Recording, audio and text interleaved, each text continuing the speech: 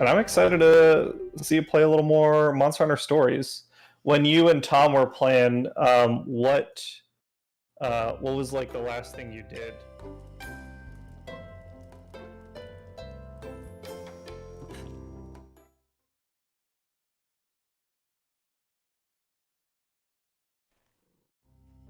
Yeah.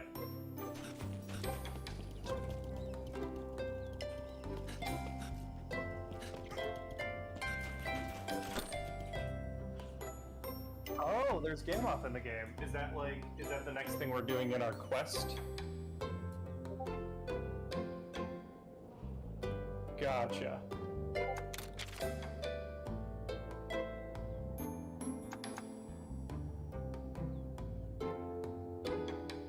Yes.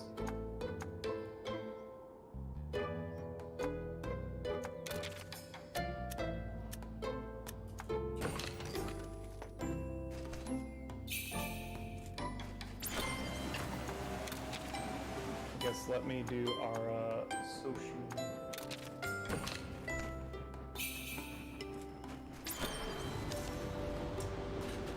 I am a fan. I usually get it every time we go to the Renaissance Fest in our neck of the woods, which I think we're not going this year. Just looking at the schedule, the last day we would go could be Halloween, and I just don't think I can squeeze it in this weekend on top of everything else.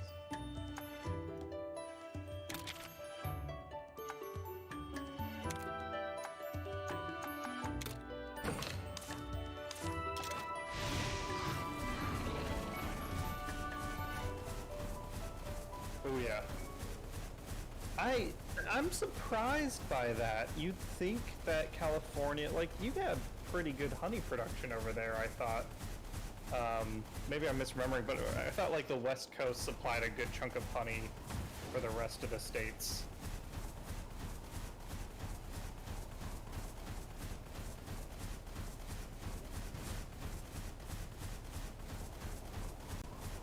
Ah, gotcha. Yeah, that's not something I think we can buy off the shelf in Ohio either. It's just not a common, it's not Budweiser, so.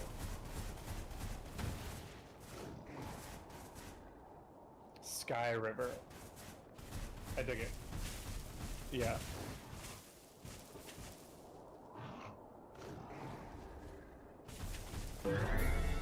Oh wait, is it a regular Gammoth or is this a it feels like the coloring's different, but I don't remember.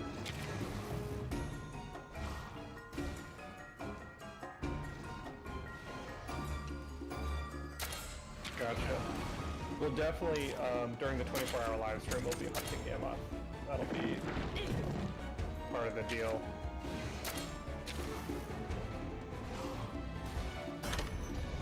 Yeah. Maybe it is. Maybe it's just like the art style makes it look more vibrant.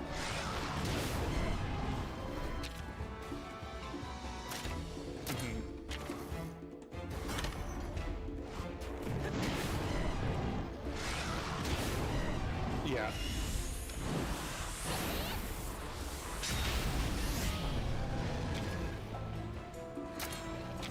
Yeah, that's just part of their art style. So, because it's a royal monster, it is stronger than normal.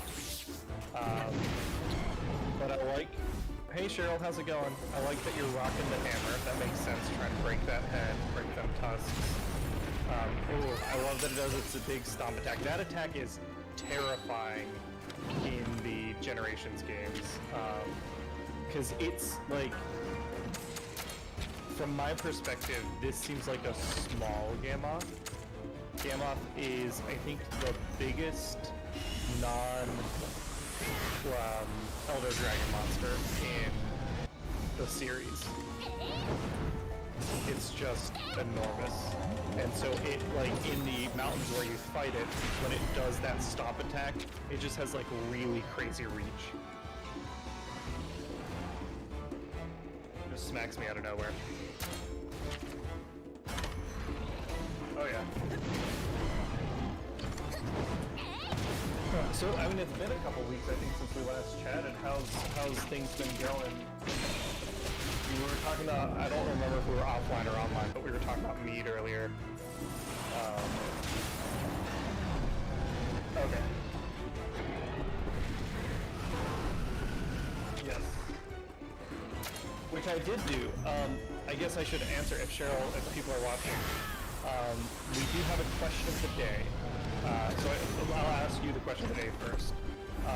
If you want to be entered in to win a copy of Fizzman's Treasury of Dragons, the question of the day I thought would be fun for Monster Hunter would be which, because the Monster Hunter monsters, like, there's a bunch of different types of monsters, but a lot of them can be considered like wyverns and dragons.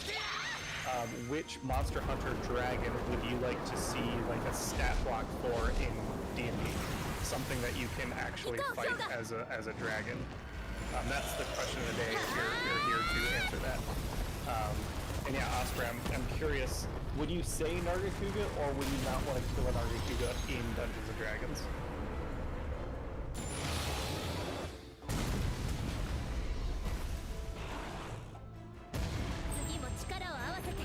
That is true.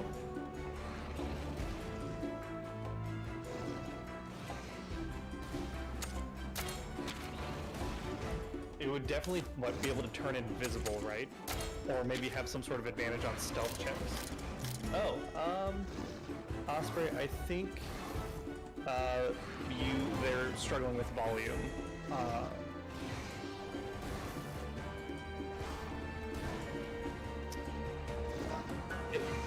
No problem. Osprey is playing with some settings, so I'll keep on that. So yeah, if you haven't heard, because you can't hear Osprey, life's going pretty well. He is, we were talking about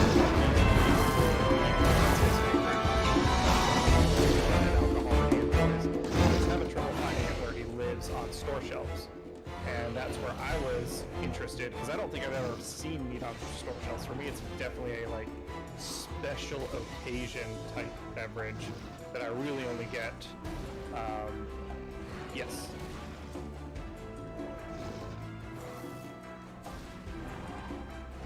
Can we hear Osprey now?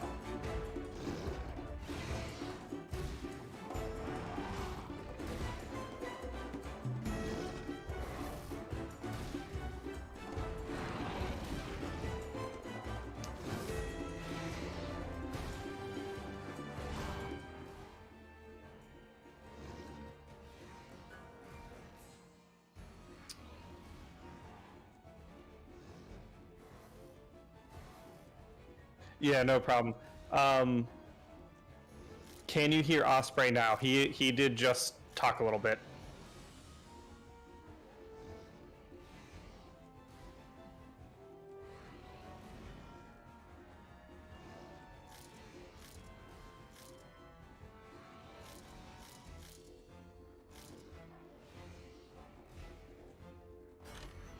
Still can't.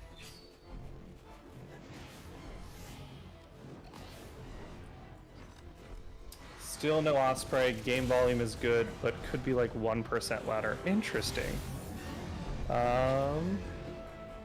Let's see. Could it be the OBS? I guess I couldn't see it without looking at your OBS. Yeah. I did manually change the mic on OBS, so cool. Yes, that was it. Hey, we got it. Sweet. Okay, I can fix the quiet part. Like, hopefully that's good. Let's try to kick some ass. Yes. Why is my Nargacuga trying to use a technical attack? Yeah, so I guess like the way D&D is structured, Nargacuga couldn't, I mean, you can do anything you want if you're the DM, but Nargacuga wouldn't have like a stat block that it could be like a hunter pet or anything, because for Nargacuga to be an appropriate challenge, it would be too good to be a buddy. But you were saying, I think before we were testing audio, how you thought that Nargacuga would be an interesting monster, like interesting mechanics. Can you elaborate on that a little bit? Yeah, so with Nargacuga, I feel like you could give Nargacuga the invisibility ability. So basically can essentially cast invisibility. And then just having multiple types of attacks. And ouch. The good news is if you're oh damn. I was gonna say Frostfang is the only reason. Frostfang hanging in there is the only reason we did not lose immediately. Yeah. Also, it sounds like audio is pretty good now. Sweet. Awesome. Yeah, definitely invisibility. I'd almost want to give it some form of like true sight, because when Nargacuga rages, it would have to have some sort of reaction for its rage, maybe. But when it's in a rage, it like, I know in the game it avoids traps. Like it automatically, you can't catch it with like a pit trap while it's in a rage. Maybe true sight's not the right thing for that, but something to mimic that ability I always thought was really cool. Yeah, I'd have to think about it. But yeah, so what would yours be, Cameron? I don't. So if it's a Monster Hunter monster, I think it would be Fatalis, because Fatalis, like dragons in D&D, are intelligent, like not just intelligent creatures, but like communicative sentience. They speak, and they're generally smarter than normal people are. And I think the only monster... Oh, I thought it was fainting. No. The only Monster Hunter monster I can think of that mimics that part of things is Fatalis. In that Fatalis could be a dragon that is a big, bad, evil guy for a campaign. Yeah. We'll see if I regret this move, but...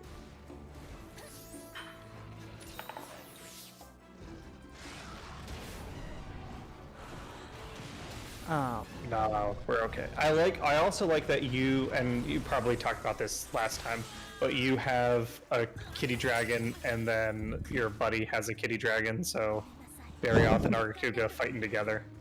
Yeah. Unfortunately, Okay.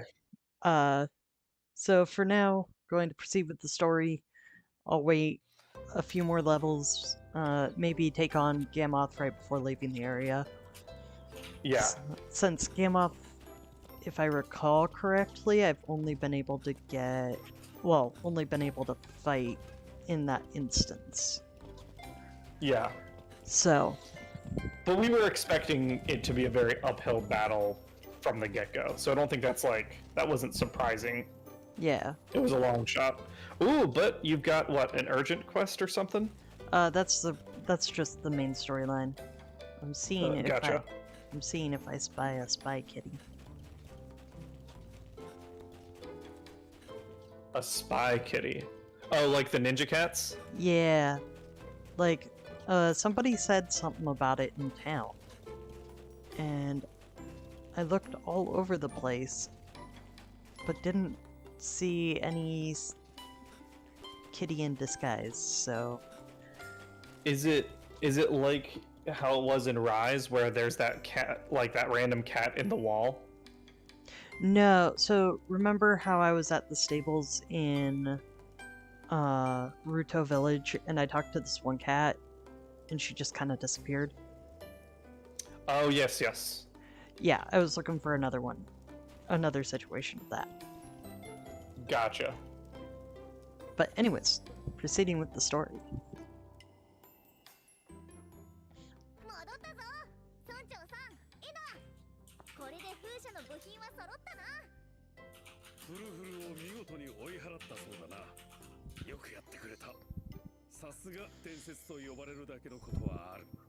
Okay, so that's what I missed. You fought a Kezu last time. Yeah. Gotcha. Cheryl answered, my monster hunter to put in D&D would be Akantor. It's like a Tarask. Oh, a Cantor. Yeah, it is. Oh, visually, it's a lot like a Tarask. I can see that. It's, I don't think it's considered an Elder Dragon. It's weird, but it's cool. That one's in Generations also. Generations just has like most of the monsters in the franchise. But that's a good one, Cheryl. I'll put you down for the Fizzband giveaway.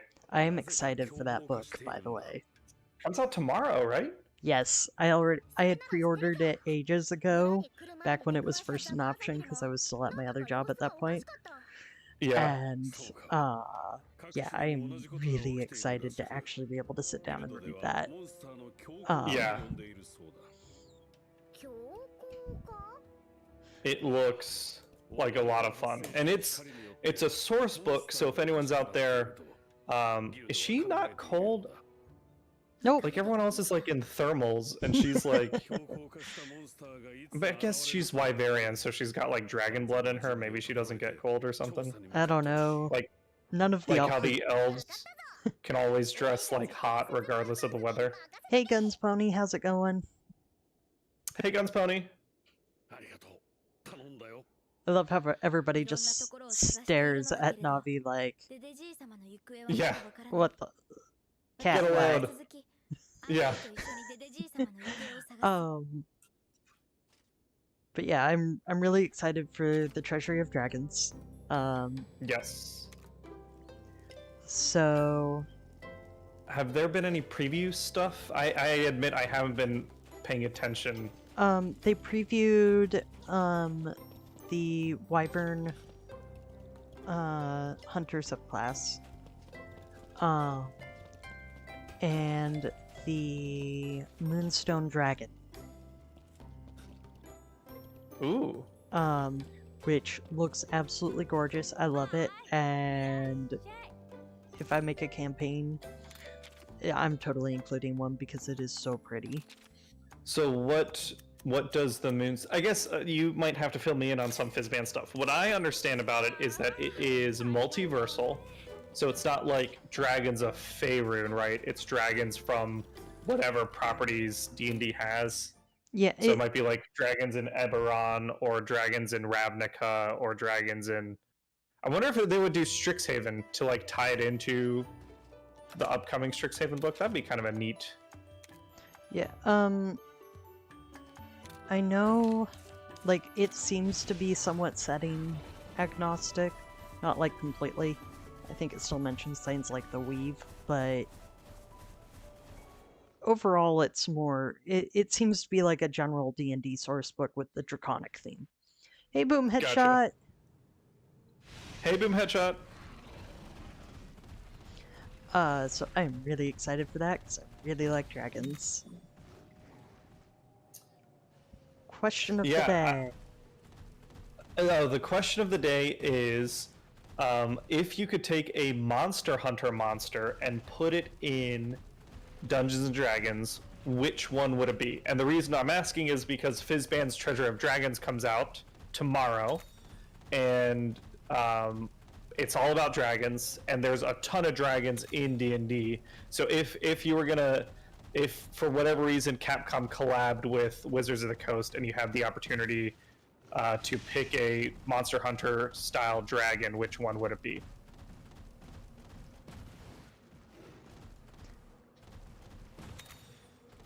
I also saw a really fun thing on the D&D Beyond site. Rathalos? Yeah. Seems That's a classic. That's like the dragon.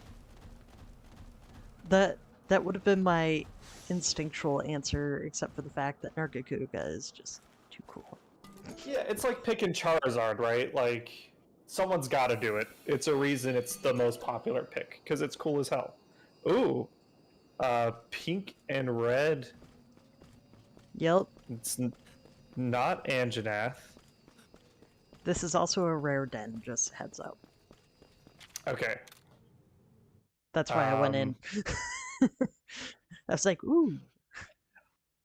Kezu would be like white and pink.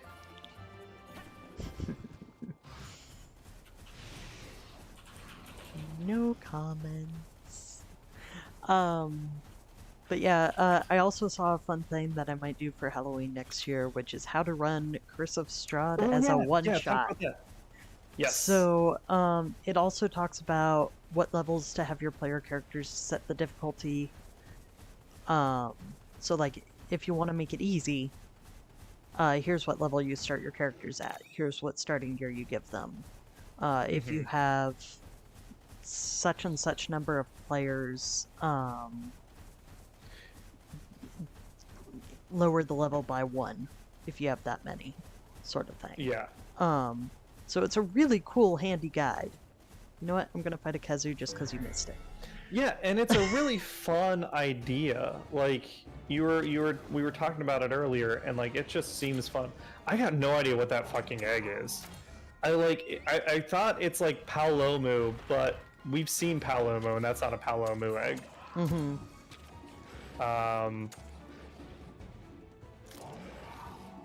Yeah, it's pink and red. Pink and red. The only thing I can think of is maybe it's a pink Rathian. Yeah, I don't know. You may just have to wait and see then. Yeah. So while you're beating up on this Kezu, so you and I, neither one of us has ever played Curse of Strahd. Is that correct? Right. I've never played it. I've never played it. Did you ever play Ravenloft, like the original adventure? Because I haven't done that one either. Okay. I haven't done anything related to the Dread Realms. Like, gotcha. My first actual Oh yeah, that's right. I forgot. We met because you wanted to check out like an official adventure, right?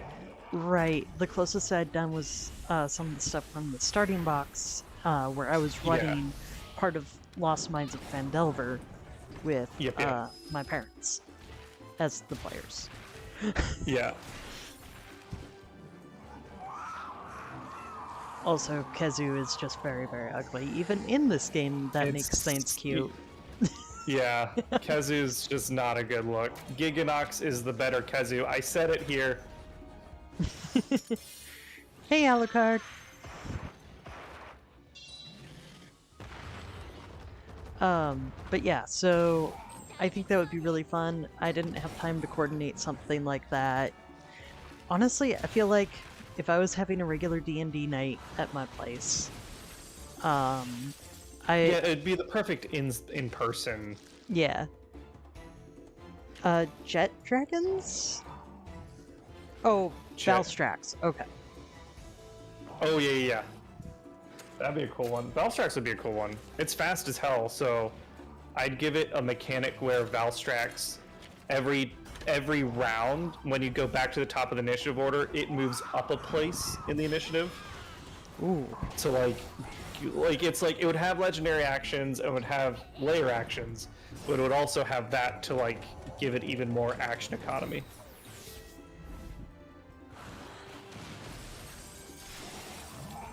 Yeah, that's another thing I'm kind of curious about is some of how many dragons they're going to include in Fizzbonds and how many, like, what the different layer things are going to be. Hey, hello. Yeah. Hey, hi, hello, how are you today? That gets to be a mouthful when I'm trying to say hi. Yeah. Going back to Curse of Strahd, so I've read the book because I do intend to DM it. You were telling me about your intentions because you were interested in the Dread Realms. You've created some characters using the Van Richten's guide, right? Yeah. I've created one character. He is a sorcerer, and he has the mist travel curse ability thing. I don't remember what that is. What does that do? So basically he can navigate through the mists, but he can't stay anywhere for more than 2 weeks without taking damage. Oh, interesting. Um, That's God. Oh, I do want to play Curse of Strahd. I will send you the character. I think you already have. Oh, I think did we I? talked about, unless it's a different one. I remember right when Van Richten's Guide came out, you sent me a character. Yeah, that's that same You're one. inspired, yeah. Gotcha. Which includes the mechanic curse thing. Yeah.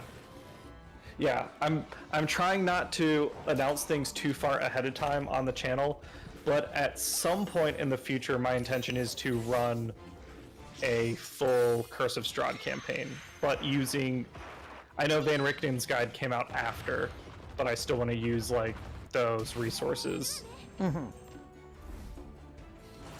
But yeah, if I were to, like, this was slightly off topic from the, specifically the, Strahd thing. I feel like I'm the kind of person that if D&D was being held regularly at my house, I would be much better at being the host than being the DM. I'd be like, I'm making cake this time. Everybody want cake? Does everybody have enough beverage to hydrate? That sort of thing. I dig it. I'd be the snack person. I'd be like, I'm gonna make sure everybody has enough food and snacks and everything. Ooh, I got a medal. I don't know what that does. I think it's just kind of an achievement thing. Oh, like an internal achievement system?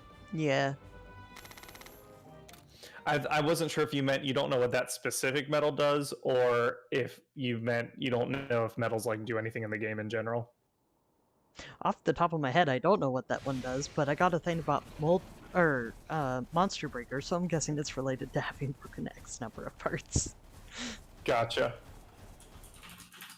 I always go inside rare dens when I'm not at high rank.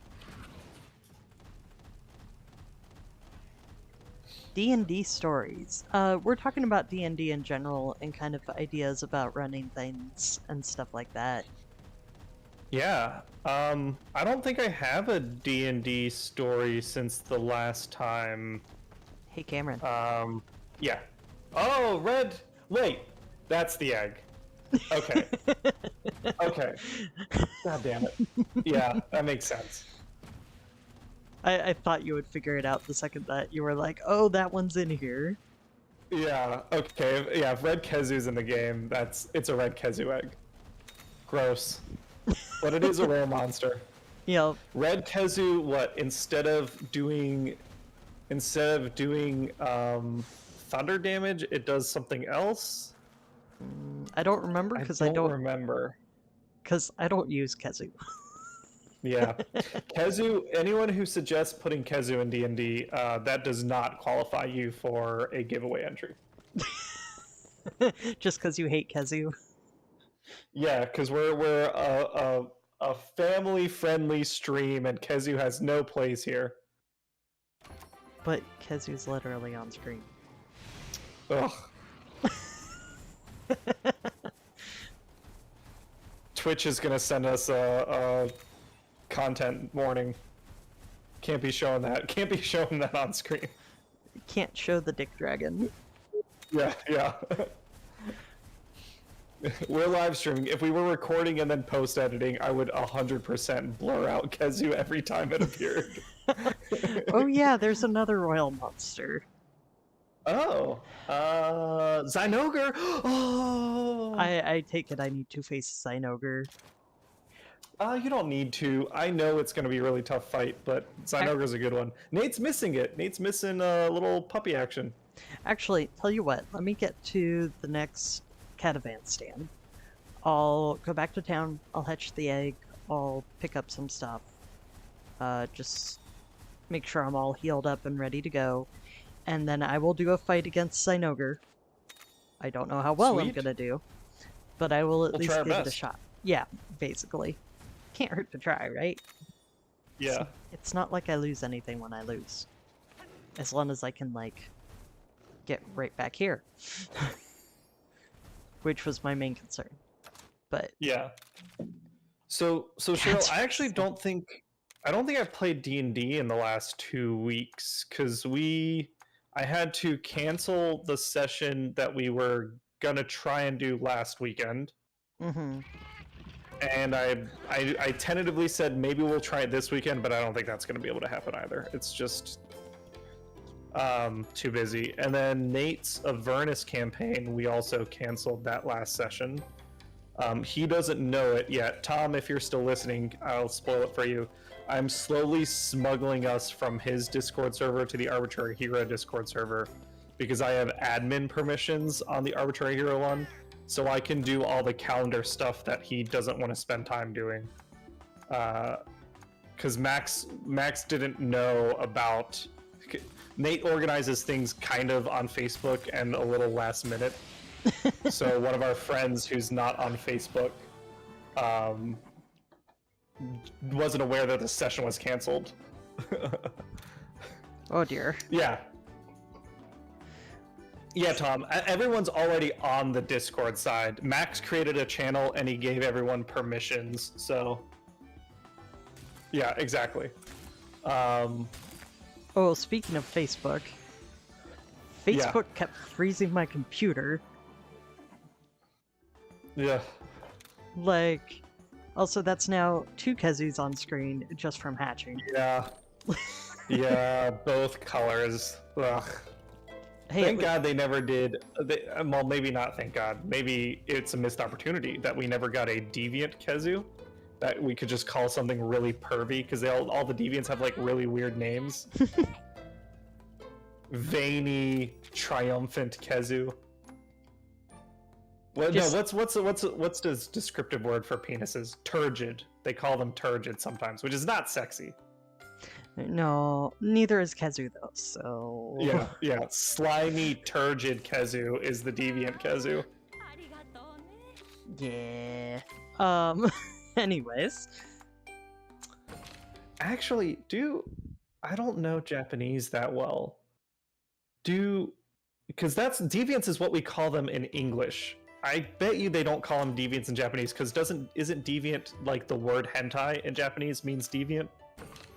So they wouldn't call them hentai monsters. That would be weird. I think there's multiple forms of... Oh, yeah. Actually, let me look it up.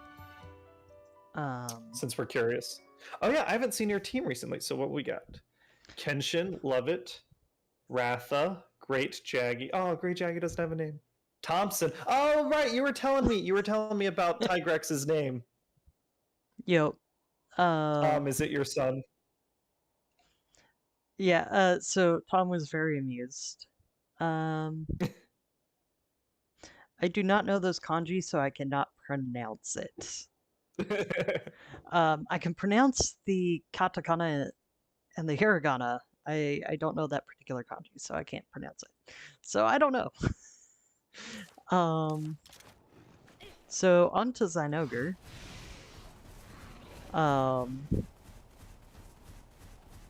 Scrambly boy. Yeah.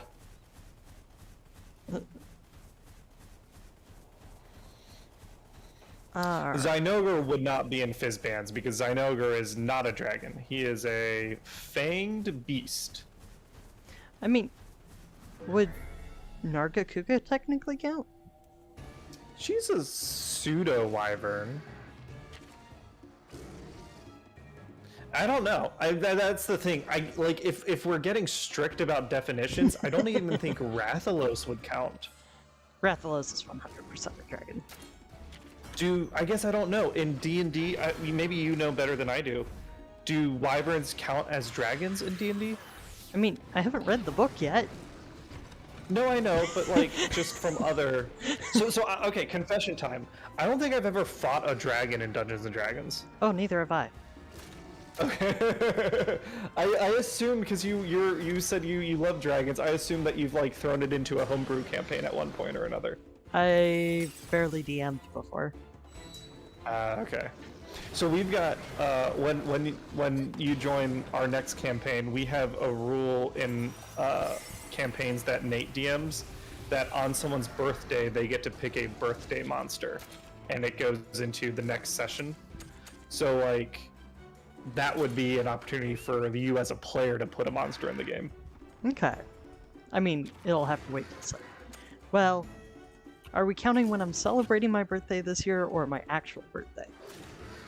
I mean, it depends on when the campaigns end. We gotta we gotta wrap up Max's Mad Mythic Mercenaries first, and God knows those chuckle fucks are taking their time getting through that thing. It's levels 1 through 5. I'm calling you out, Nate, Ian, Cherie, Hannah, Danny. You bums. How many players do you have? Just 5. Oh, okay. I was about to say that it's starting to sound like there's a lot of people. No, I did learn a lesson though. I think for a recorded campaign or streaming campaign, I actually want to pare it down, and I want to limit it to 4 players next time. Okay. Really, your campaign is the most players I've ever run. The Icewind Dale campaign. That's the most I've ever had at a table. Nate tends to run bigger games, but I feel like even 7 is pushing the limits of what is like manageable. Yeah, I've never been big on large player bases or large groups for playing D&D. Yeah. So if I lose a head-to-head, I lose a heart, pretty much, is how this is going. Oh, that's rough. Oh, Cheryl asks what your birthday monster was. Oh yeah, I had a birthday recently. I haven't been able to do it yet. I think it's going to happen like the next session after our live stream. But my request, so we're playing Avernus, so we have vehicles and vehicle combat. I want a Mad Max style gang warfare. I requested a band of orcs and goblins that have their own vehicles for us to fight. Okay. My last birthday monster, I asked Nate, "Hey, can you put in one of these 4 different devils?" And he put all 4 of them in the game and made it like a really cool social encounter where we essentially had to pick and choose who we were going to side with. I'm probably gonna lose with this big attack because I don't know of a good way to stop it. Oh, yeah. Oh, I love the, I don't know what you call it, the anime eye flash. Yeah. When he powers up, when he goes Super Saiyan. Yup. Oh.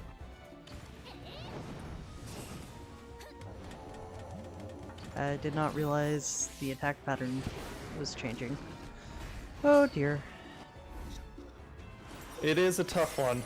Yeah, it will go easier when I actually know what to expect. I will say that much. And I am switching Monsties because... yeah. Power attack versus power is not gonna go well for me. Yeah, I stopped. I don't really follow Dragon Ball anymore, but I do know the way they call the new form that Goku has, which is like Super Saiyan God, Super Saiyan or something. It's got the word Super Saiyan in it, like I guess 3 times based on their joke.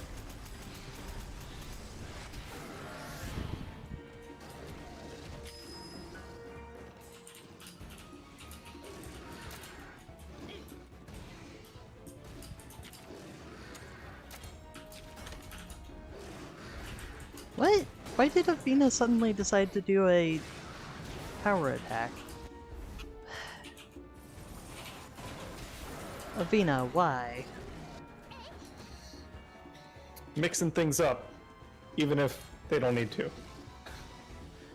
Even if it's an actual detriment? Yeah. Gotta keep it fresh.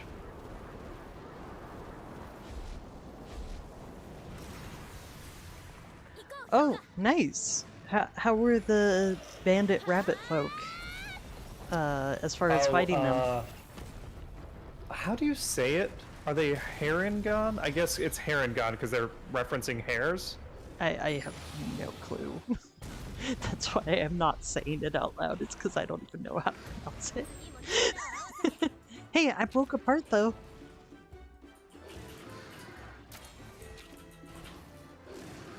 Let's see. I don't know what's good against the head. So, Zynogur comes up in later game as a possible monster to fight too. Yeah, I think you fought one in Rise. It's in Rise, I Yeah. thought, unless I misremember. Yes. But I'm talking about in stories. It comes up. I get to fight Zynogur outside of it being a royal monster. Oh, gotcha. So some monsters, maybe I missed that earlier. You were saying some monsters only appear as royal monsters. So far it's only been Gammoth that I've only encountered Gotcha. as a royal monster. Gotcha. Cheryl, I don't think that is as helpful as you think it is.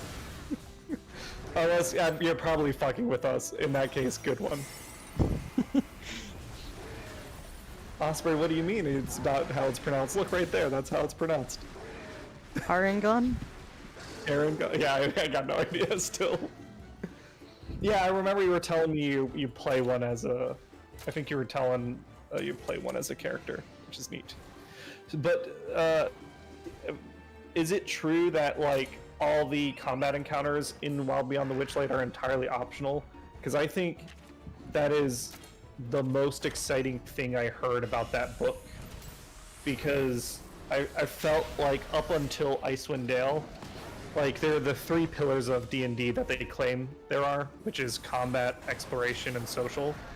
And up until Icewind Dale, it was really just combat. And then Icewind Dale was like, okay, we'll make exploration a core part of the book. And then it sounds like Wild Beyond the Witchlight is like, okay, we'll make social a core part of the book. And from what I've heard, Strixhaven also sounds like it'll make social a core part of the adventure, which I'm looking forward to. It's low. It's low. Oh shit! So what do we gotta do? We gotta keep you alive, right? Yup. Is there anything you can do to recover a heart in game? Not Or- yet. There's No, there's okay. eventually a recipe I get. Gotcha. Oh man, if we take Zynogra, that'd be dope. Now, it doesn't necessarily mean we get anything, Right. unless we can't force it to flee, can we? We can make it more likely. With a paintball? Right. Which involves me using up a turn. Right, yeah, that's the risk, right?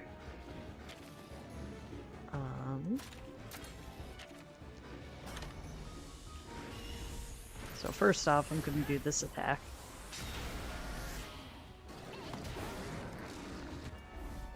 And see where we are after that. If he targets Avina or... Oh! Shit! Oh, nice! I beat Zappy Boy! Get wrecked, Zynogur! On the first try, too! Woo! Feels good. Feels real good. Especially Ooh, after got some good item. some Zynogur parts. Yeah. Especially after how much Gammoth just wrecked me. Yeah. So I will, over the course of this next week. Oh no. Oh no, what?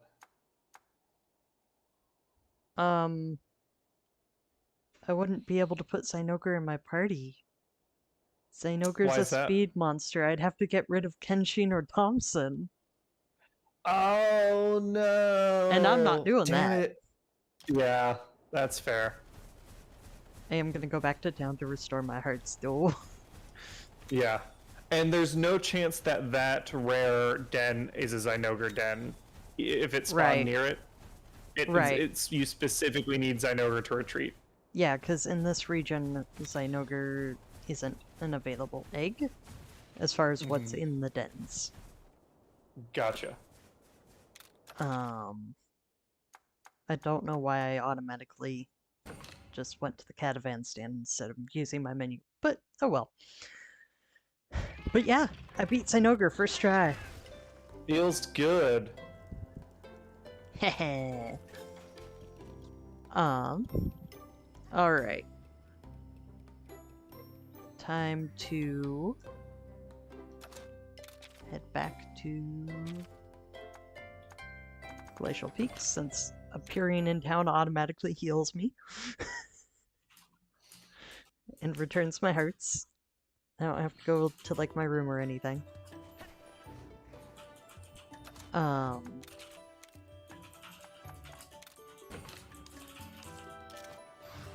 Ooh. So yeah, let's see if we can do this whole raid trade thing. Cheryl, I did not see the feet of the metallic dragon. Now I'm gonna have to look this up, because I did not realize they had revealed that, and I'm kind of curious what the draconic feats look like. Do you want me to, after this cutscene, to go look and read you some stuff about it? I haven't seen it either, but I can go on, Sure. figure out where the article is after we learn about. Cheryl, I think you just made my day.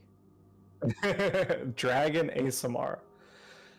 Now, what does that mean? Because aren't Dragonborn...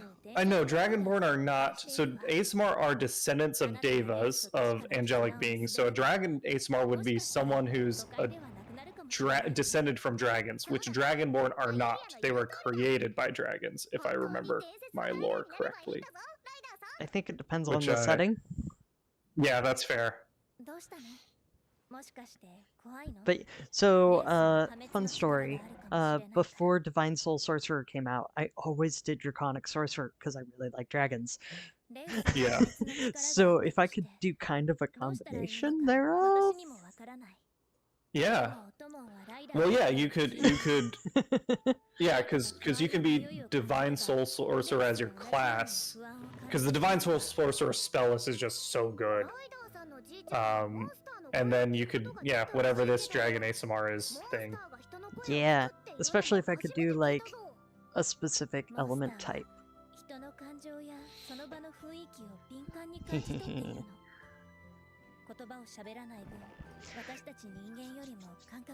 I am rubbing my hands together evilly. Well, divinely? Since it would be a divine character? Does that work? Yeah, yeah.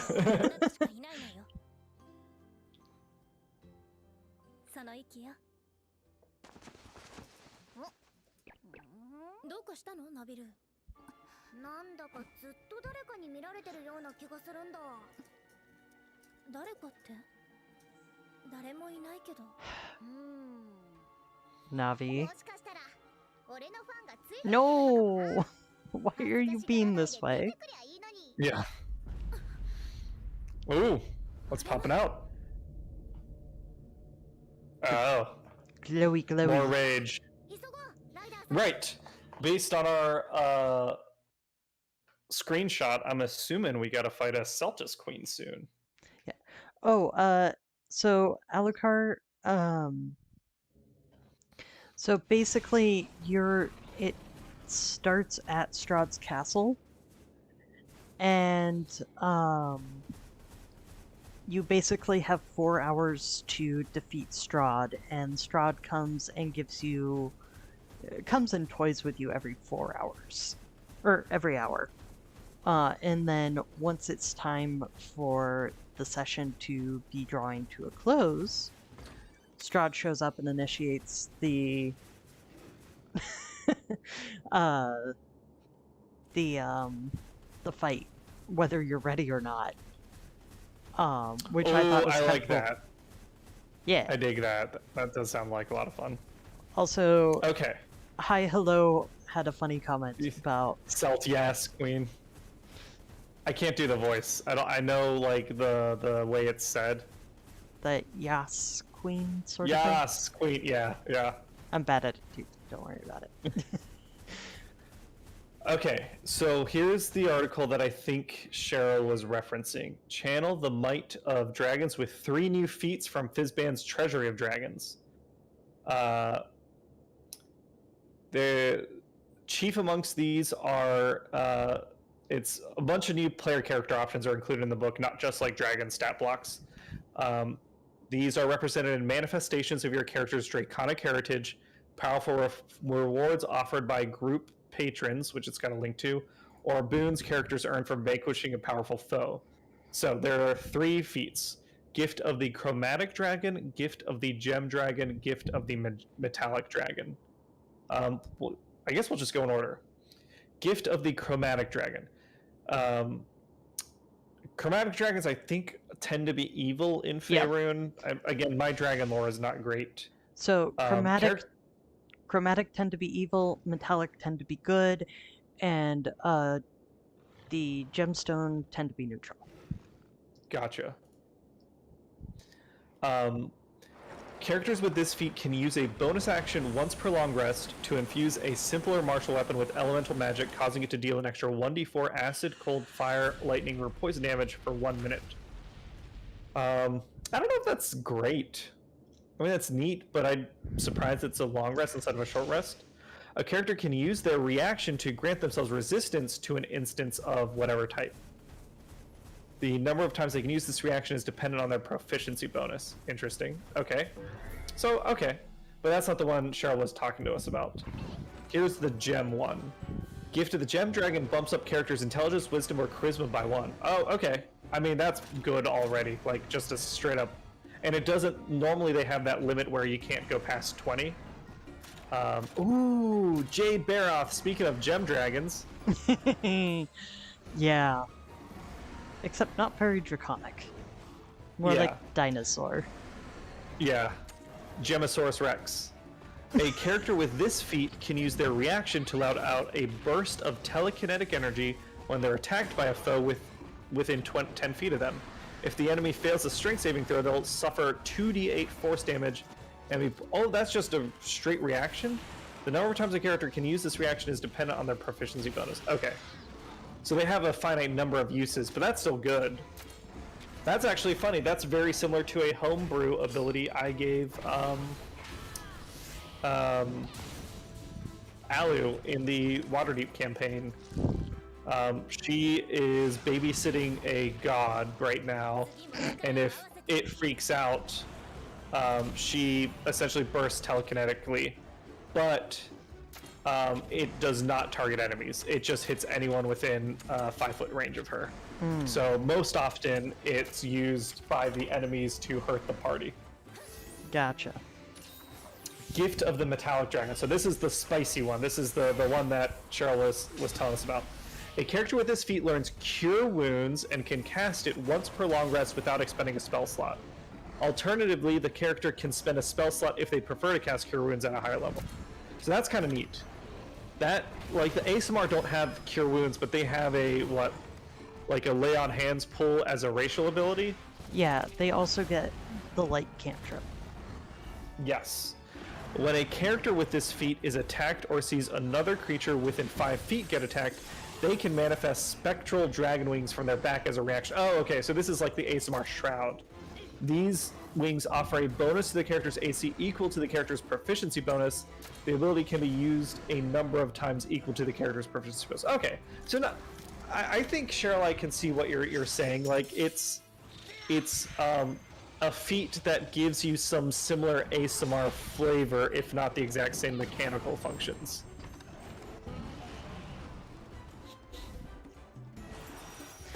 But it is a feat, so you can be an ASMR, have your ASMR stuff, and then get this feat. And then still be a Divine Soul Sorcerer. Yeah, it does end up being mildly redundant with the Cure Wounds thing. Yeah. So honestly, to me that feels like a fun way to do it for a martial class. Like, okay, once per long rest I get access to Cure Wounds to help out the rest of the team.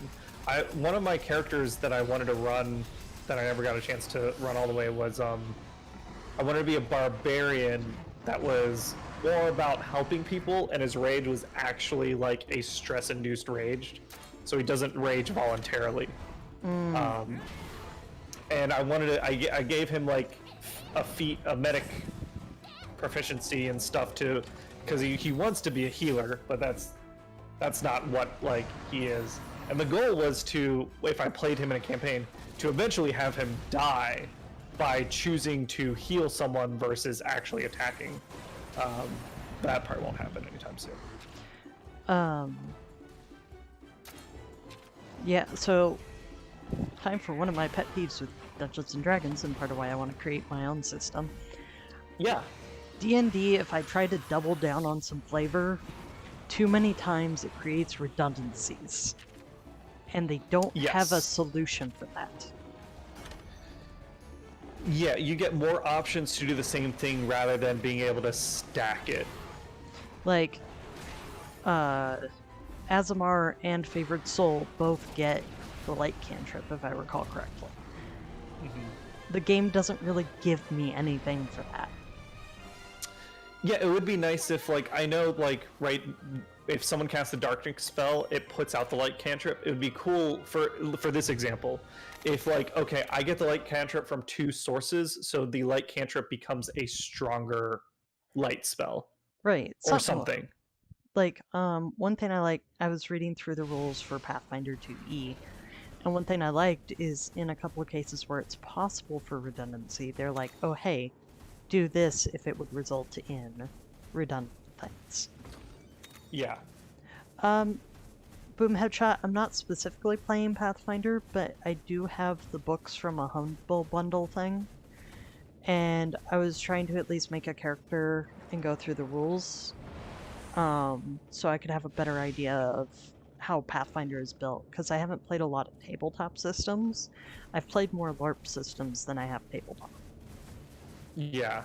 So... And you probably know, even with what you've read so far, you know Pathfinder better than I do. I know Pathfinder First Edition because that's basically just D&D 3.5, just expanded. It's those same core rules.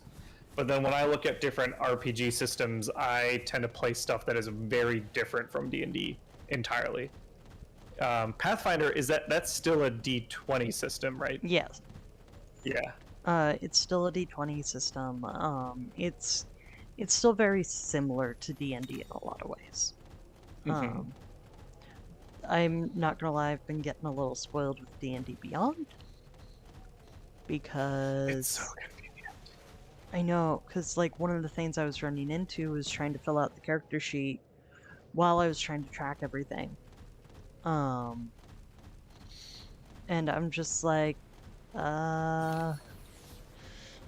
this is gonna be, woo, feline burrow.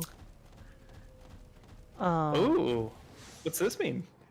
It means we're getting close to where story stuff is gonna happen. I do kind of like Pathfinder. My main complaint is I've heard that Pathfinder has a lot of character options, but it's not exactly clear which of the books those are in. So, like, I don't know which of my books actually have character options and which are just, like, campaigns and stuff. Yeah. And that's where Pathfinder's origin was it started out as just splat book options for 3.5. And when 4th edition came out, a lot of people were really upset that it was so different from 3.5, and the company Paizo was like, oh, well, let's just keep making 3.5 stuff for people. Yeah.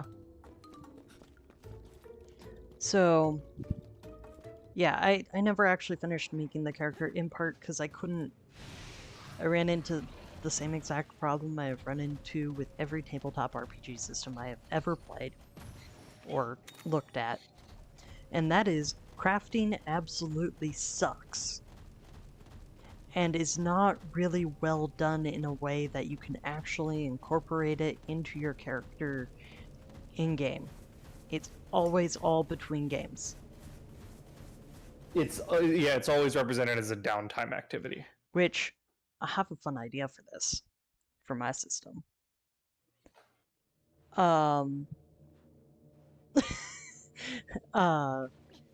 So part of my idea is, part of what I want this system to do is to encourage kind of bonding between the characters.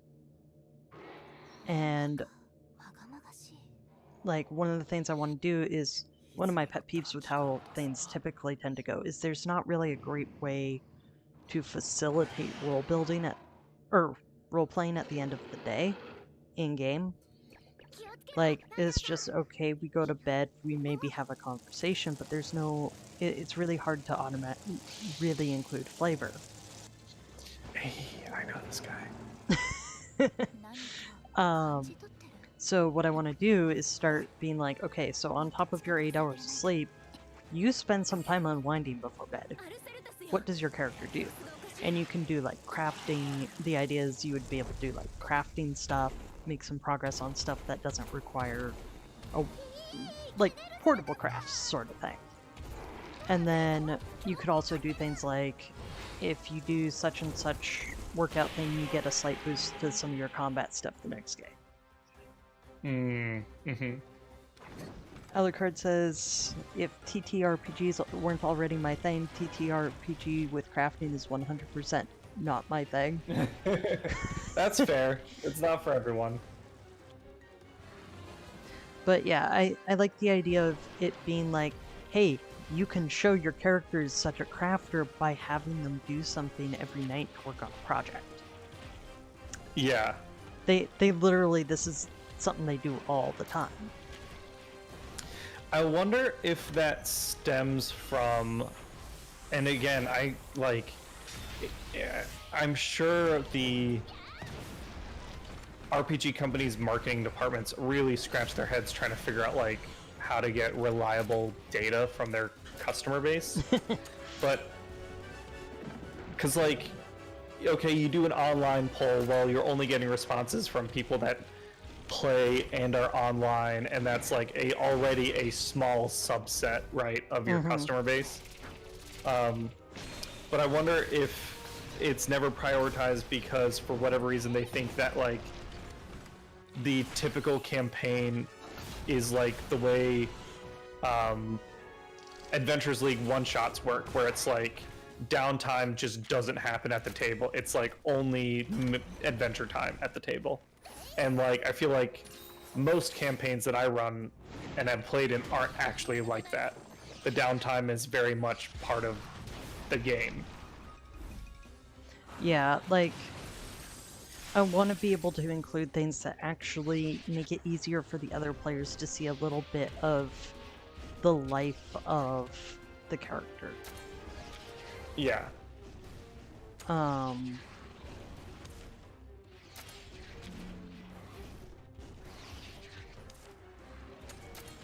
So, like, I'm just...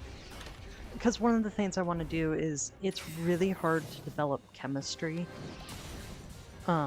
if you don't really get those opportunities for the characters to, like, actually build their bonds beyond, oh, we're in a fight.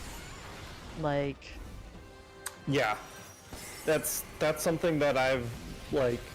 It's something that I really enjoy in the Waterdeep campaign, and I miss from the Icewind Dale campaign because we're doing Adventures League format. Yeah, overall, I'm very much I'd like to roleplay, I have a little bit of trouble developing chemistry with some of the other characters.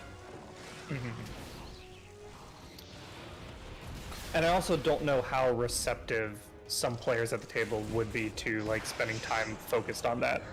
Yeah. It's really hard to, great. They're combined.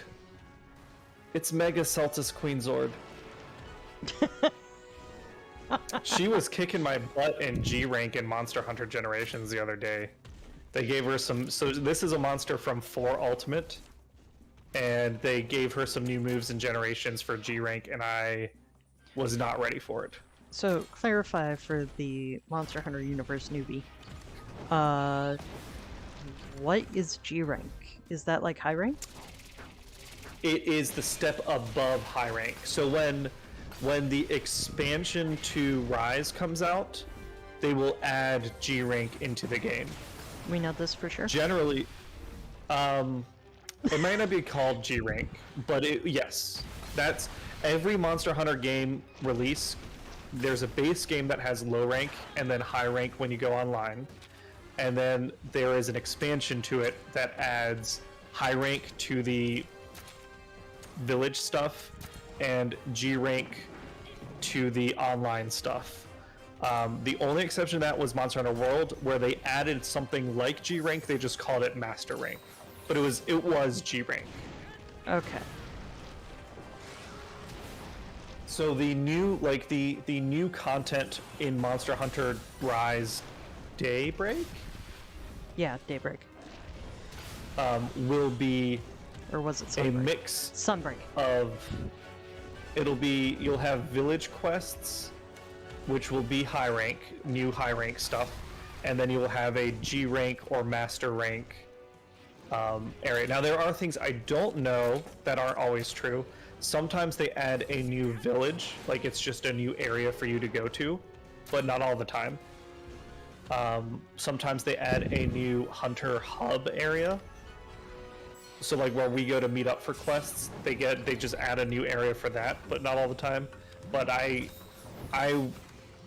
if someone wanted me to bet $100 right now that there will be G rank in the next game, I would say yes, I'll take that money. Okay. As someone who's kind of new to the series, that was kind of a... Let's see.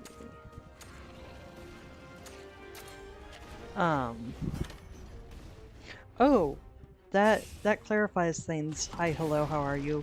Guild rank makes sense. That explains the G. Oh yeah, that's what it stands for. And there's like some lore stuff there where like technically the monsters that you're fighting in low rank are like supposed to be juvenile monsters or elderly and sick monsters, and then the ones you fight in high rank are like regular monsters, and then the ones when you get to G rank, the reason they're harder is because you're fighting like the big threats. So like the same species you fight in each rank, but you're fighting like the I don't know what you call it, like breeding age male hostile equivalent when you get to G rank. Some monster that's in like musk, heat, whatever you Heat. call it. Heat is typically what I hear. Yeah.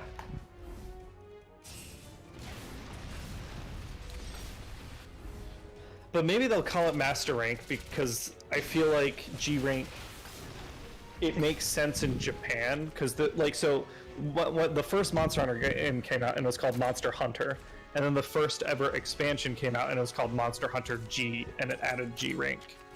But that's not a terminology they really use in the States. They just, a new game comes out, it's called the Ultimate version or whatever, and then it adds G rank. Gotcha.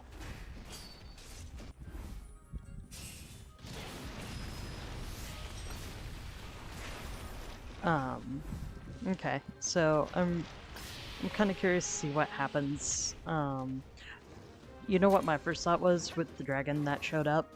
I don't know if it's a known dragon or a new one. Pardon my ignorance. But my first thought when I saw it... New one.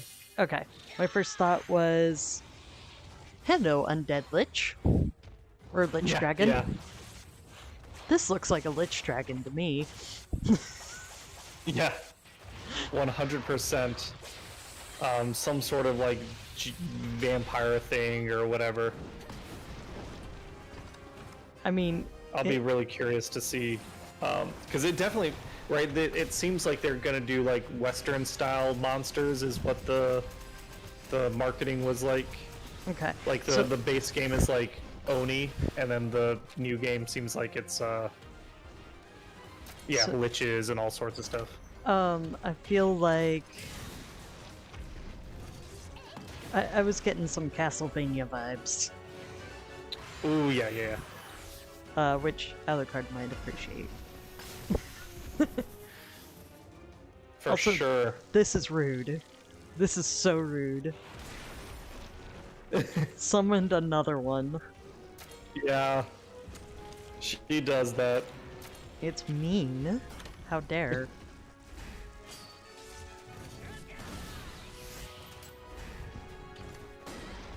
I don't know why my buddy keeps messing up that way. Keeps doing the wrong attacks. Boom headshot sent an image. I can't look at it this second. Let me take a look.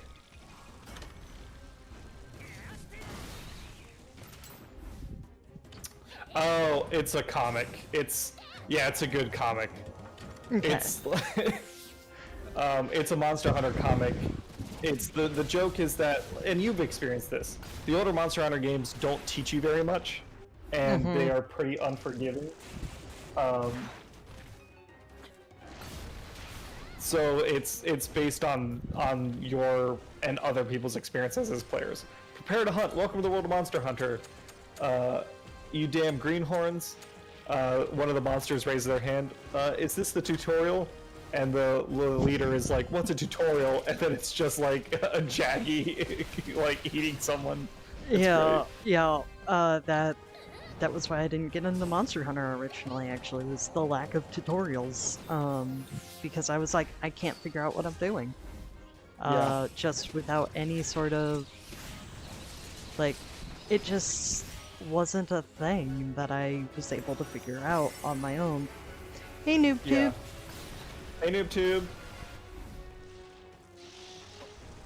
Oh, I guess I didn't mention it, but we passed, as a team we passed $3,000, but my part of the Extra Life fundraiser, we passed $3,000 last night or earlier today, so we're 60% of the way there to $5,000, which is exciting. And 2 weeks from now, not 2 weeks, less than 2 weeks from now, we're doing our 24-hour live stream, which will have more Monster Hunter in it. And Animal Crossing. And Animal Crossing. I'm super excited for that. Because it'll be right after the new content drops.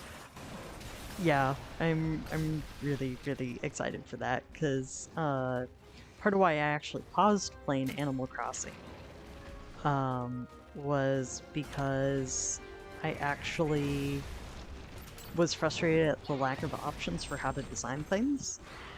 Partitions and counters take out like 90% of my problem. And being able to do the whole island decoration thing, or the DLC where you go to the island and you design random houses. Yes, please. Yeah, I never played the game, the Happy Home Designer game, but it's awesome that it's like just part of the regular game. Yeah, like I am pumped. I'm also saving up some of my Nook Miles to go check out these new islands that Captain can take you to. I have not heard any of Captain's songs yet, because this is my first Animal Crossing game. Wow, the Switch is actually responsible for a lot of firsts for me in series. I think that's what's so exciting. I think the Switch has been like the success they were looking for on the Wii, which is like get people. The Wii got a bunch of people into the game, into video games that weren't in. I know you were already in video games before, but like it got a bunch of people into video games. But the Wii didn't transition people from like playing and enjoying the Wii games to like franchise fans. And I think the Switch successfully has done that for a lot of people. Hey, Arkham33, what's up? How's it going?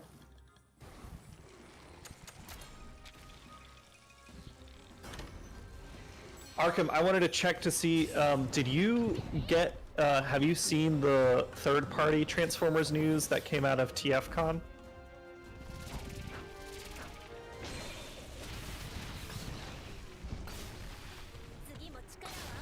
Woohoo! Celta's queen is down. Beautiful. And then this little bug's gonna be much easier to kill. Yo. SWAT. Oh. Now we're bringing in the massive SWAT of kinship skill. Yeah, yeah. Just crush this bug.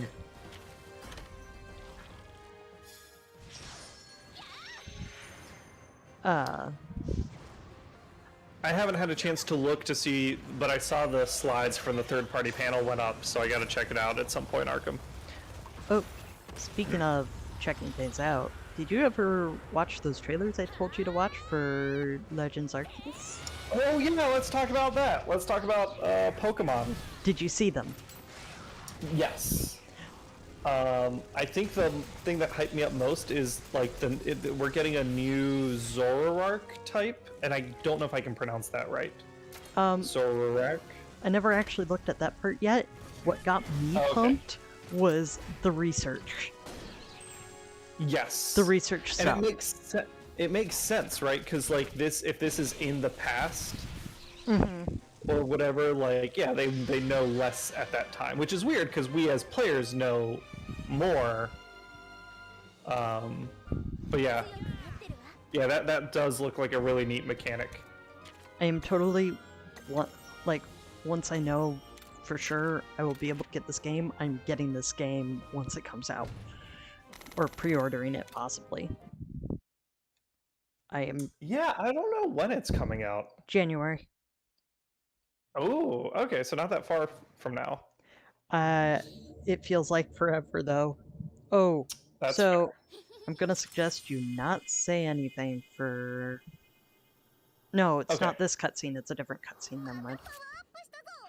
There's one cutscene that I'm gonna be like, don't say anything. Gotcha. No problem. But yeah, like I'll say Legend of Arceus has made me excited about Pokemon again, and I haven't felt that way for a couple years now. If it's not already ending up getting streamed by, I think you said it was, so when the stream is normally going, who normally does we haven't really live streamed Pokemon. Hannah played it during player guides. We recorded episodes for Pokemon. Okay. Hannah tends to be the player for Pokemon. So if Hannah doesn't, but that's not like a hard fast rule. If Hannah doesn't decide to live stream, or record Legends Arceus, and nobody else claims that, I may have to live stream that one. Because I think that's fair. you all will hear me all just absolutely losing it constantly, because if I do this live stream thing, I'm gonna do it when I haven't played it yet. Yeah, I would love a blind playthrough. I'd probably grab a copy. Like, I don't think I'm grabbing a copy of Monster Hunter Stories 2, but I'll probably get a copy of Arceus.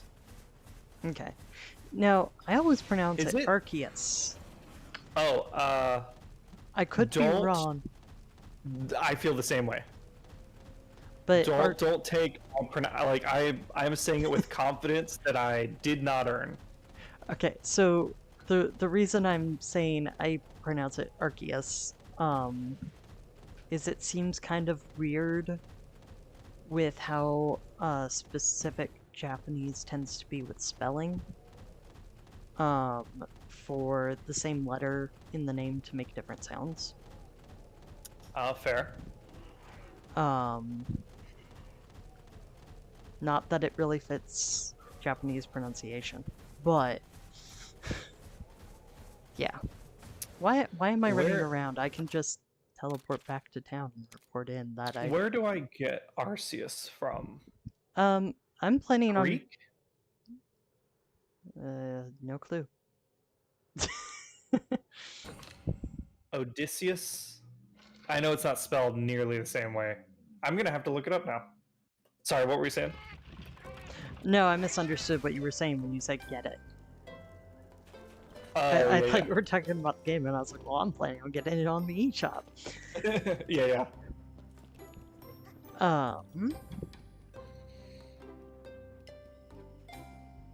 Right, turning in. I don't know why, but my brain is... No, you're right. Arceus. Okay, The pronunciation is AR-KEE-US. I was right. Yes. Arceus.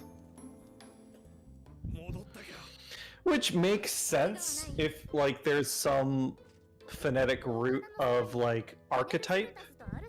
Because Arceus, Ooh, like, you can good point. change out its type. Yeah, when they localized it.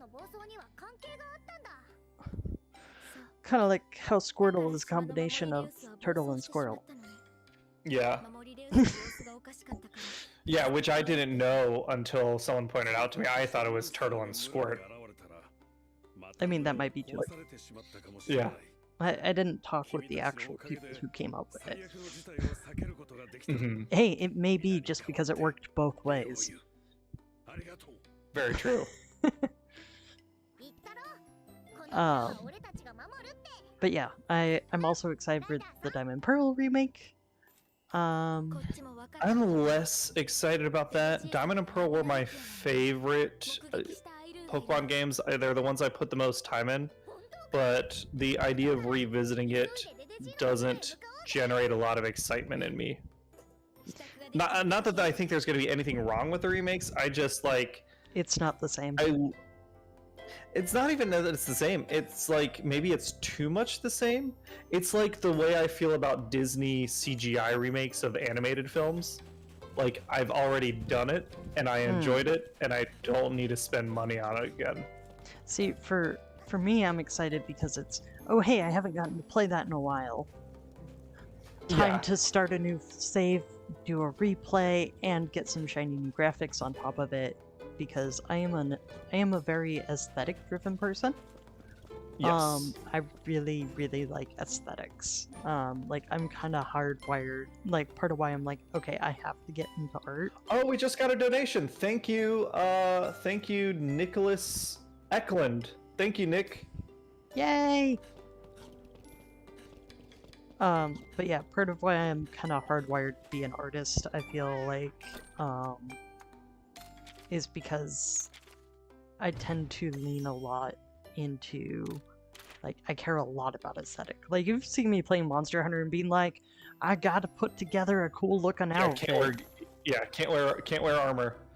And that's actually one of the reasons I wasn't pushing Generations Ultimate on you so hard, because you don't unlock the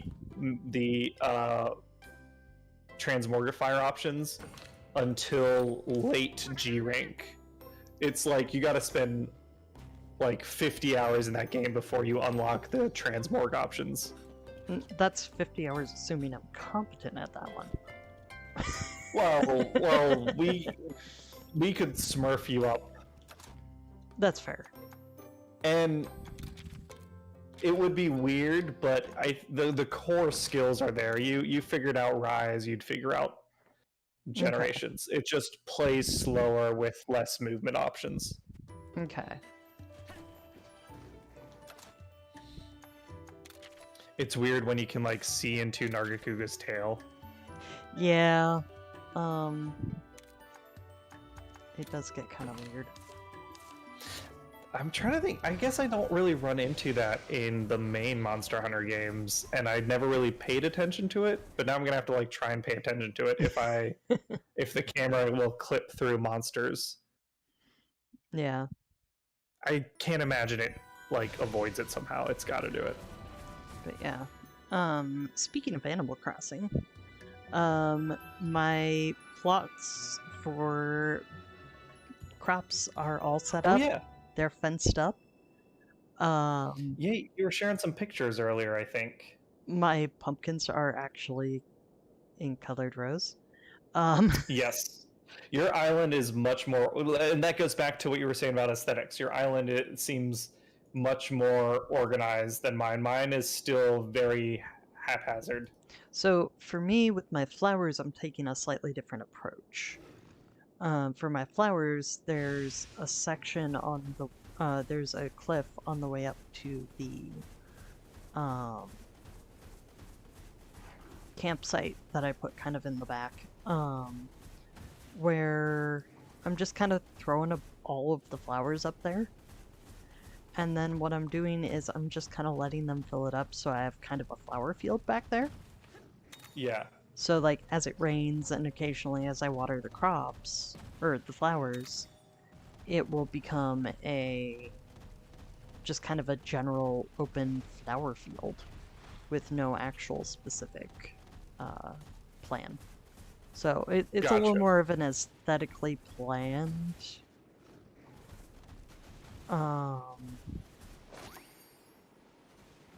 kind of thing. So yeah, I guess aesthetic again. I like the idea of a flower field. I will have to take you on a tour of my island sometime. Yeah, I mean, we'll do it on the live stream. I mean, I guess if you're comfortable sharing it with other people. Oh yeah, I mean, I'm gonna be streaming anyways. Yeah. Oh, so this character we're just about to run into, if I recall correctly, Ol'Dede, is from the first game. He's actually the one that teaches you the right of channeling instead of... And this is the second character from the first game that we're meeting besides Avinia. Yes. I mean, Navi was from the first one, but yeah. I don't count that little big-headed weirdo. Oh, I forgot about this. I thought you were about to say, and that's Ol'Dede. No, Ol'Dede's a Wyverian. Gotcha. Not a Lagambi. Yeah. NoobTube, question of the day. If you could take a dragon from the Monster Hunter franchise and put it in the new Fizzban's Treasury of Dragons book, which would it be? You can pick whichever dragon monster you want, even if it's the same as someone else has previously suggested. But we've gotten Nargacuga, we've gotten Rathalos, we've gotten mine was Fatalis. Yes, it's dragons specifically. Yes, ideally. Or at least close enough. Yeah. Like, I feel It's like hard Puke would count. True dragons are... You say that again? Puke would count? I think so. Yeah. Like, Lagambi wouldn't count. Like, Zynogar would not count. Dragon-ish. Yeah, wings. Yeah.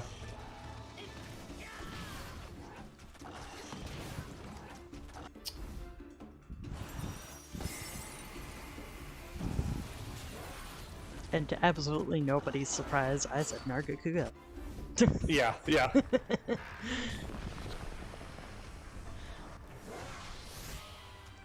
Actually, Nargacuga is my desktop wallpaper for my laptop. I really like Nargacuga. There's just something about the aesthetic of Nargacuga that is just super appealing. It feels like my favorite monsters are monsters that feel like they could be actual animals if the world, like if our environments were a little different. And Nargacuga very much feels like a cohesive animal. So, for me, I really like things that are a combination of cool and elegant. Mm-hmm. Like, that's kind of what I tend to go for, and Nargacuga fits that. Yeah. Cool and elegant is my favorite. Oh no, I was reading YouTube's comment, but keep going. I was done. Yeah, because you mentioned like Nargacuga's your favorite. You also like, this is a monster I struggle to remember the name of. It's an icy wing dragon. Legiana. Yeah. The one that Alf. But it's not actually Alf, right? His name is something. Oh my gosh! You just called the Wyverian Alf. Okay. What's his actual? What's his name? Well, I knew you, and I knew until you asked. Oh, I'm sorry. It's something like Alf, but it's fancier. It's like the Lord of the Rings version of Alf. It's not Smog, Tom. Val Hazaku. Okay, so earlier, actually, this is a good point. Osprey, earlier you said the Monster Hunter Rise Sunbreaks cover monster, which I don't remember if we know the name of, though, reminded you of a lich. There actually is a dragon that is a lich in Monster Hunter. Monster Hunter World has a monster called Val Hazak. And Val Hazak is the actual organism is a bacterial colony, but it animates a dead, like a pile of dead dragon parts. Gotcha. Also, which I would 100% expect Val Hazak to come in the new Sunbreaker. It'll come back for that game, I feel like. So, also the Wyverian's name is Alwyn. Alwyn. I kept calling him Alvin when we first saw him, I think. Yep. So this is how terrible my brain memory telephone works. It went from the actual name Alwyn to what I kind of remembered, which was Alvin, to a terrible shortening of it, which was Alf. Yep. I'm sorry, Alvin. A hunter from Halo in D&D, huh?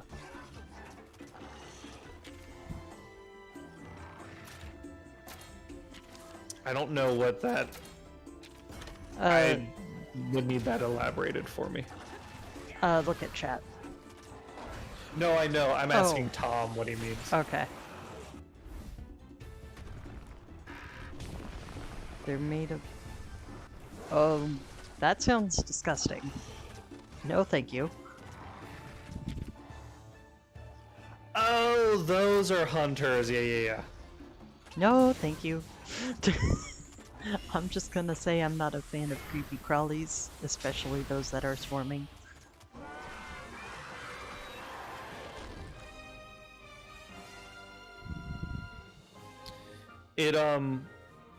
Those worm aliens are pretty neat.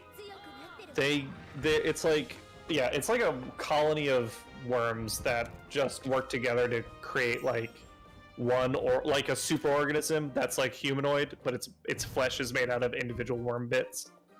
But I think if I remember Halo lore right, they also get used in like the alien mecha, these like giant scorpion tanks or whatever, these giant like spider tanks and stuff. They actually use those worms to like help animate it, which is weird but neat. Oh, by the way, Dede is appearing. Yeah. Well, no, this isn't the one that it's like, be quiet, I'm just... Everyone, meet Dede. Hey, look at this dude! He's a very, very, very old Wyverian. Yeah, enjoying his hot spring time.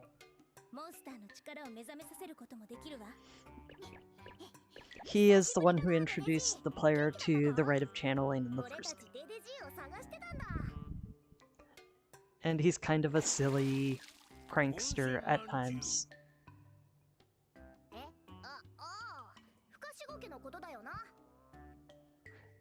Yeah, steamed moss. He calls steamed moss. Yeah, I agree. Hi, hello, how are you? And steamed moss.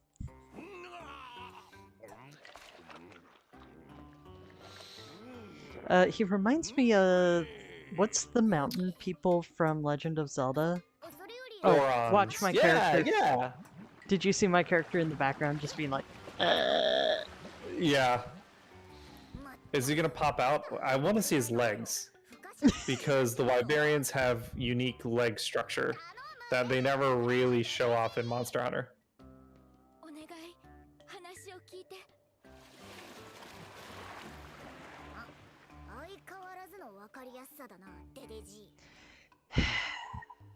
yeah, not a huge fan of that part.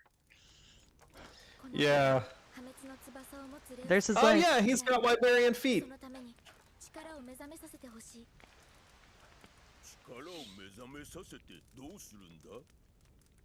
What do you call him? Digitigrade? I have no clue. デデジーなら力を制御する方法も知ってるんじゃないのか？知ってる。でも教えないんだ。Yeah, he 100% looks like a Goron.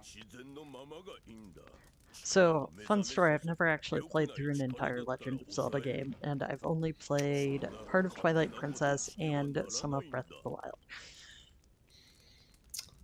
If you're curious about it, at some point in the future, Link's Awakening on the Switch is, I consider, a great entry point into the series. It's an old-style Zelda game, so it's top-down, but it looks really, really good, and it's fun, and it's relatively short.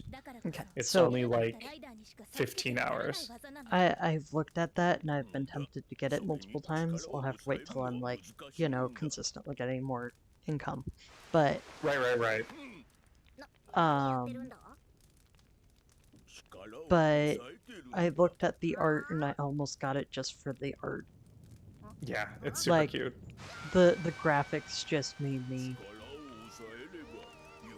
like, I just want this game. I don't even know if I care about the gameplay, but it's so pretty. Yeah, it's super nice looking. I hope they do more in that style. Well, I'm torn on it. I would like more in that style because it looks really good, but also the visual style of that game is actually a core part, not only of the gameplay experience, but of the story they're telling. So it would be also kind of weird if they did more games in that specific art style. Okay. But it's like they did. It's a simple story. Legend of Zelda never has complicated stories. Okay. That's never like a complex narrative, but it's just a really simple story told really well. And the fact that they use gameplay and the visual medium they're in to tell that story just makes me really happy. I have seen a friend play a certain amount of Ocarina of Time. Yes. Actually tried to play it all in one sitting overnight one time. We both fell asleep. We were kids. I feel like Nate said he was going to do that at some point. Yeah, I think something about it, that is a challenge or something. Yeah, but I don't know if he ever 100% committed, so I don't want to sign him up for that if that's not the case. Yeah. I might watch that. And then I watched a fair amount of Skyward Sword when my friend was playing it. Skyward Sword's good. I don't give a shit what other people say. I liked it. Yeah, I don't do well with things where I have to steer in 3D environments. Not Fair. quite the term I'm looking for. If a game has flying, I'm absolutely garbage at it. Yeah. That I can do side to side, I can do back and front and back.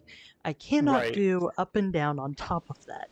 That's just too much. You can navigate in 3D as long as the Z-axis is not totally free. Like right now you're walking in 3D, but you're kind of walking in 2D because you're on the ground. Right.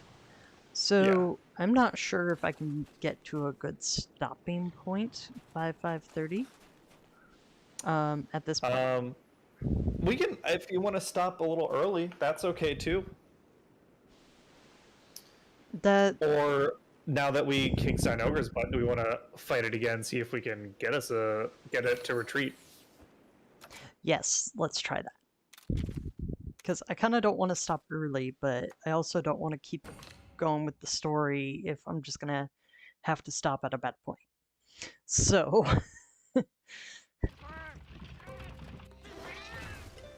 But yeah,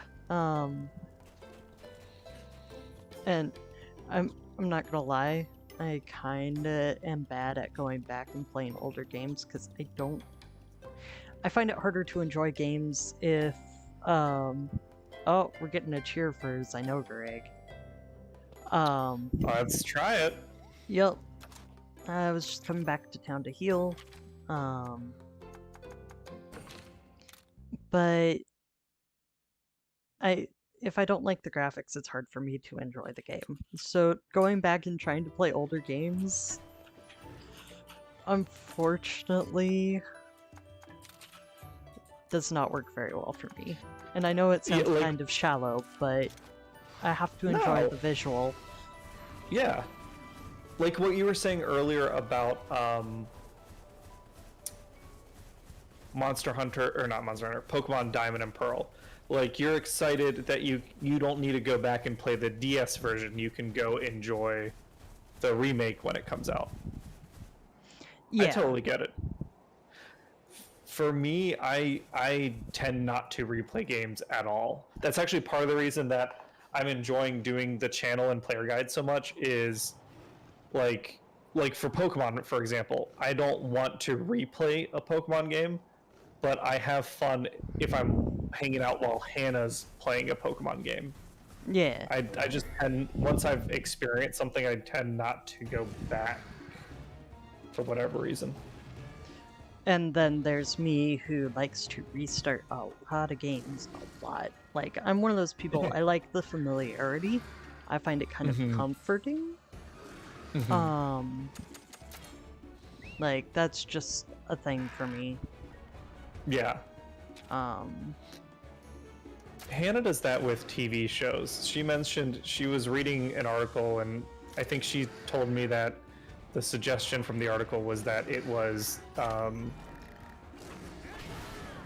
it tended to be because, like, the article was suggesting that people that suffer from anxiety might go back and rewatch things because they still enjoy it, but they don't have the worry about like what's going to happen next because they remember like the large plot beats or something.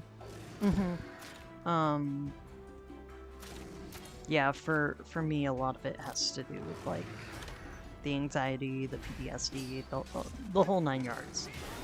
Yeah. I have to expend less energy to get some of the same enjoyment. Right. And that's just, again, that's... How many royal monsters have we met? We have met 3. Tigrex, 3. Gammoth, and now Zynover. And the 3 types of monster there are speed monsters, technical monsters, and strength monsters. Power.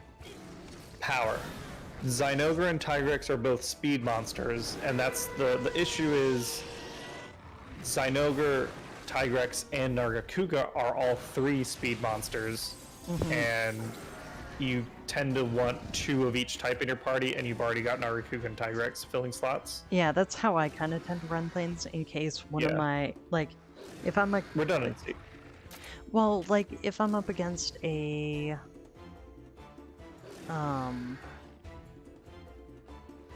power monster, and I want to, like, I'm up against something that has an elemental advantage against one of mine, I want to back. Right. Gammoth, my assumption is power, just because she is a large mammoth. Probably. I don't remember off the top of my head. Fun fact,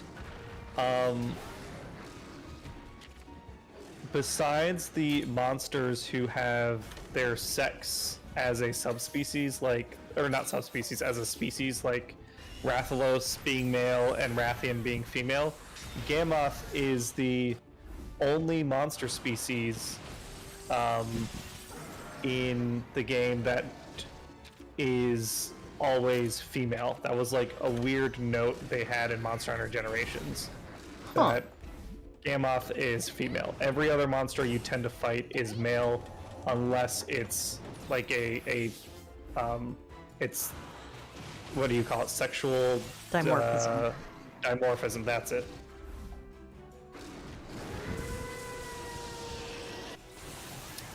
Ow.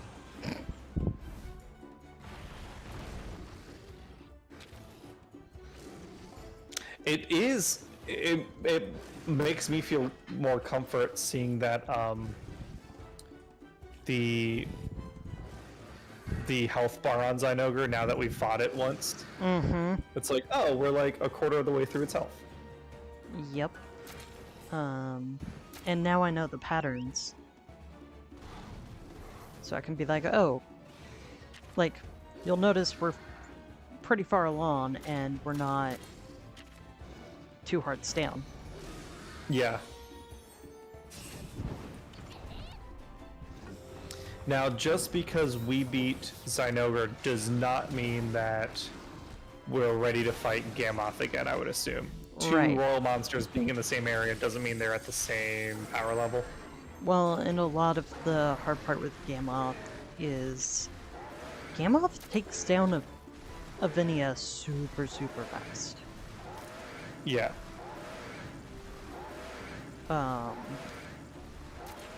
Like, to the point it's kind of like, really? Also, it takes me down pretty fast, too. But that's a whole nother matter.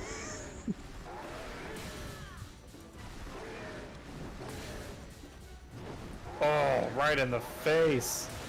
The old schnoz. So, when a monster is downed, all of the attacks count as criticals. Automatically. Yeah. I love it.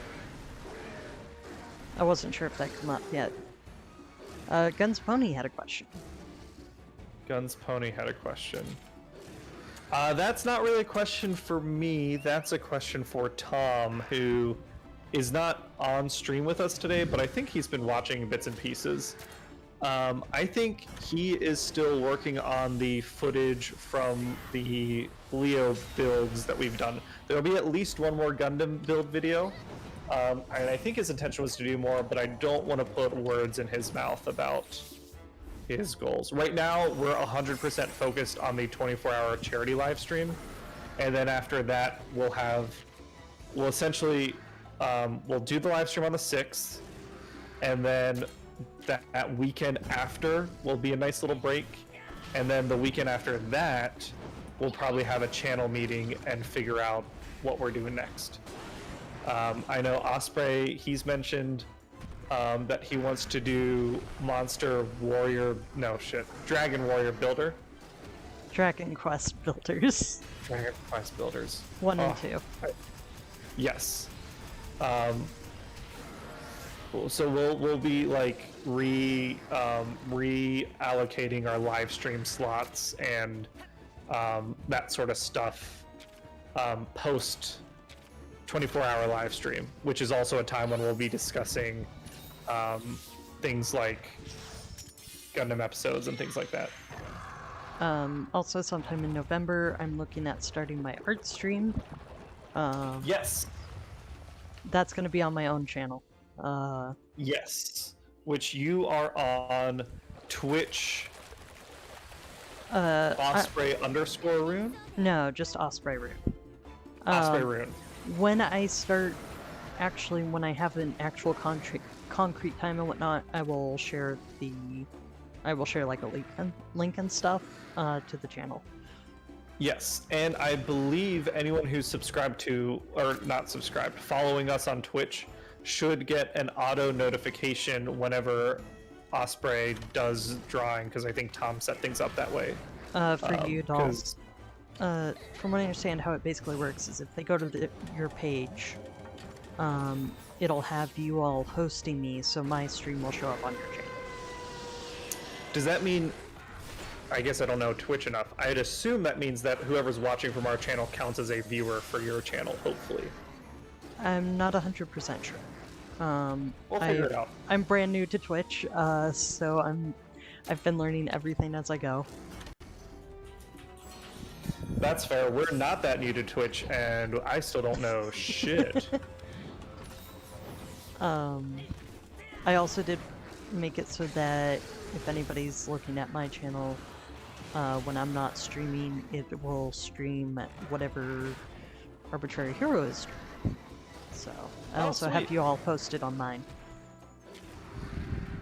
So. Yeah, I think we set it up with a couple channels. We've got you, and then we've got Dan Arnold, who's a friend of the channel, who's doing Extra Life with us. Okay.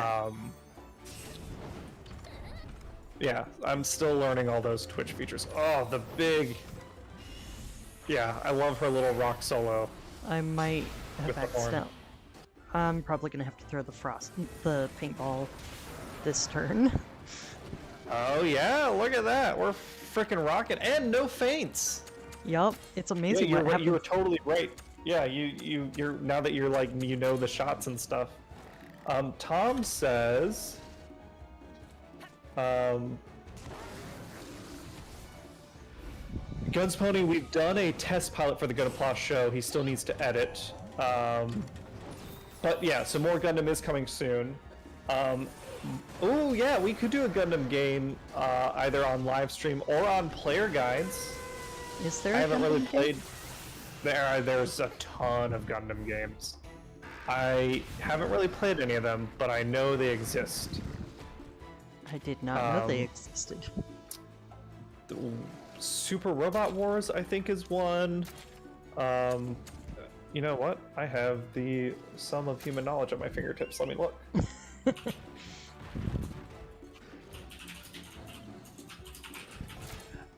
I tend not to play Gundam games because, like, the thing I like about Gundams in the shows is that they're like these fast, agile mobile suits, and I haven't felt like the games have really captured that.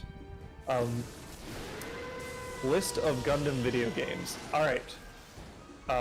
Off the top of your head, give me a number for how many games about Gundam you think there are. Considering I didn't know there were any, N? I am counting at least 100 here.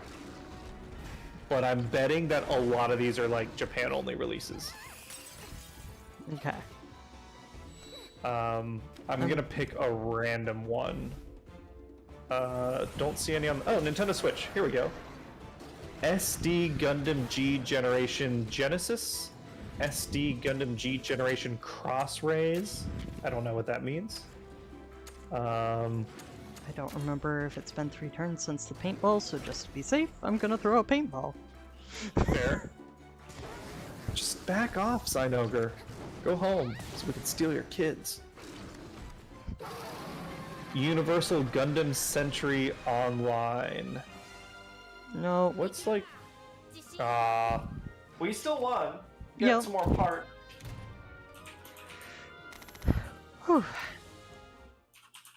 But yeah, that's not when I'm gonna try to make sure I get an egg for during the week, because I'm not gonna be able to really... Use it anyway. Yeah, that's fair.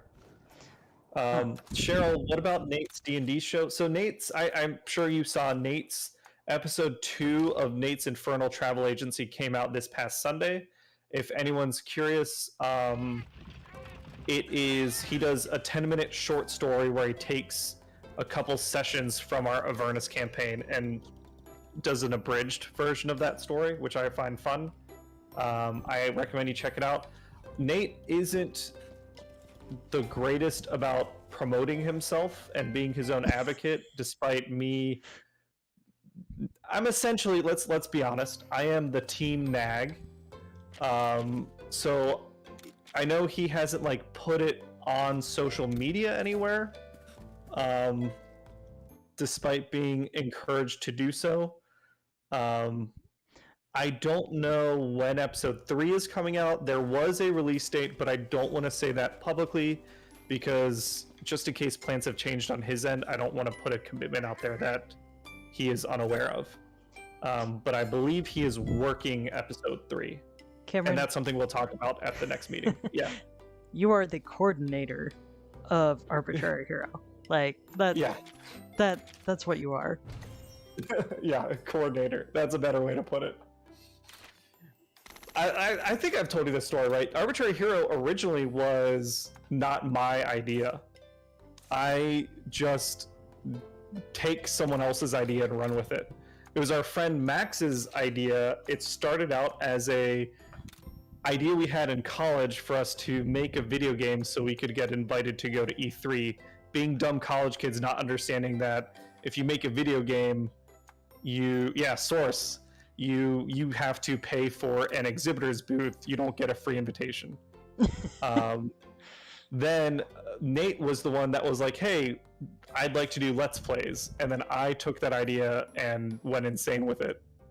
So yeah, But yeah, look at this. We progressed some story. We killed Zynoger. We kicked his butt twice. What is our next story goal? Now that we've defeated the Celta's Queen, we went and we met with Ol'Dede, and he has given us a quest now. Is that true? My brain went blank. One sec. Yeah. I'm gonna actually see if there's a simple way to pull up the